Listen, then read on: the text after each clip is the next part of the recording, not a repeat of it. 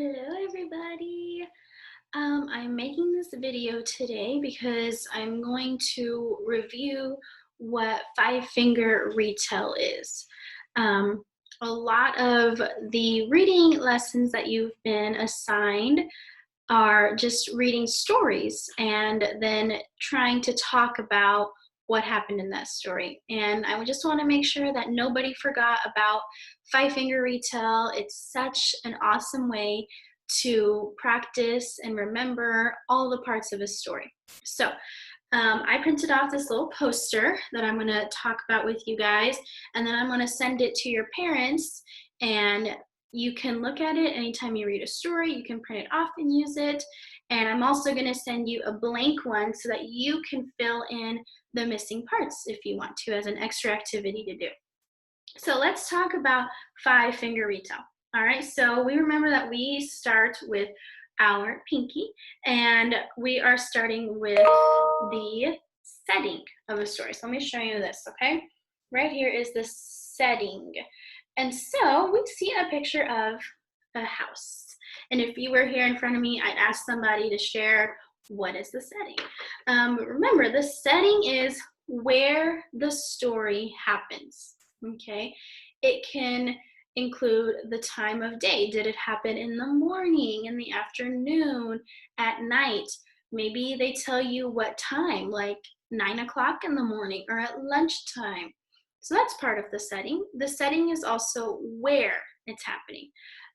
Is it happening in a house? Is it happening outside, in a bedroom, in a different world, in a different galaxy, on a star, on the moon?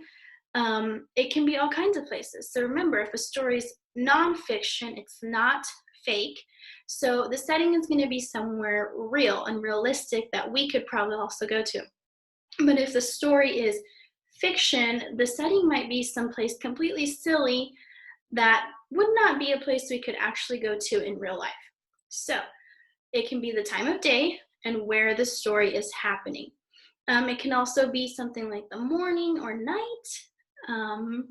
Yeah, so when you read a story, make sure that one of the first things you're thinking about is, where is this story happening? Where is it taking place at? Okay? So the next one on our five-finger retell is our ring finger, and that is the characters, okay? Characters. Characters are the people or the animals or the things in a story that are alive, okay? They are alive. So usually it's people, but if it's a fiction story, there might be some animals that can talk in that story, and they can tell us what they're thinking, but sometimes it can also be things. So in some stories, there are objects like a teacup that can talk to the reader.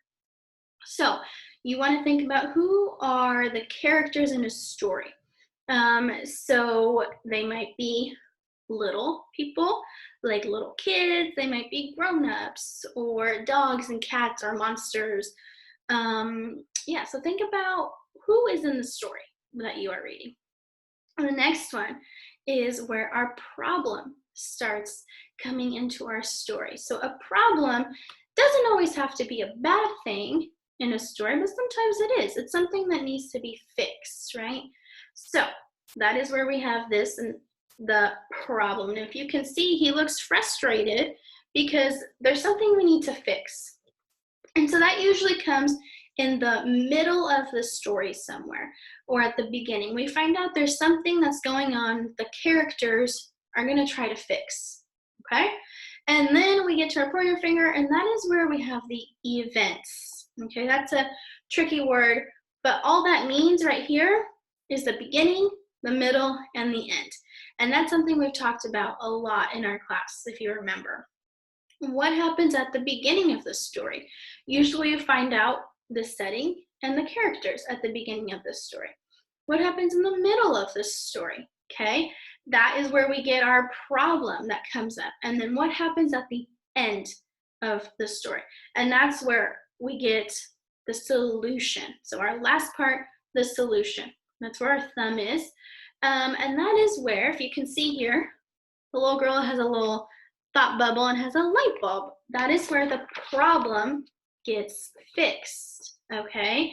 So somehow the characters figured out a way to fix the problem that was in the story. Okay, so those are all the 5 parts of retelling a story. Good readers think about all these parts at the end of a story so that they can remember what happened and they can talk about it. But the last part, and this is something that we haven't really talked about in class, but I want to share with you. On our hand, we have what is called a palm, okay? In the palm of this hand, you can see a little heart, and it says the central message. Sometimes we call it the theme of a story, all right? That is, I'm gonna read from down here, the lesson that the author, the person who writes the story, is trying to teach you. So not all stories have a theme or a message for us. If it's a nonfiction story, it's not fake, and it's a true story, a lot of the time it might not have a message for us, but sometimes they do. And if it's a fiction story, oftentimes there's a message where we can learn something from it. So I want you to start thinking about the message you get from a story after you read it. Okay, so like I said, I'm going to send this little poster to your parents, and if you want to print it off or just look at it anytime you read, I think that's a great idea. And then I'm going to send you a blank one, so if you want to print one of those or just think about it, you can fill it in after you read a story. Okay. Yeah, so I hope that helps you guys. I hope that you are reading other stories at your house. And I hope that you liked this video and that it helps you a little bit. Yeah, I miss you guys very much, and I will see you soon on our next Zoom meeting that we have. All right, have a great day, guys. Bye.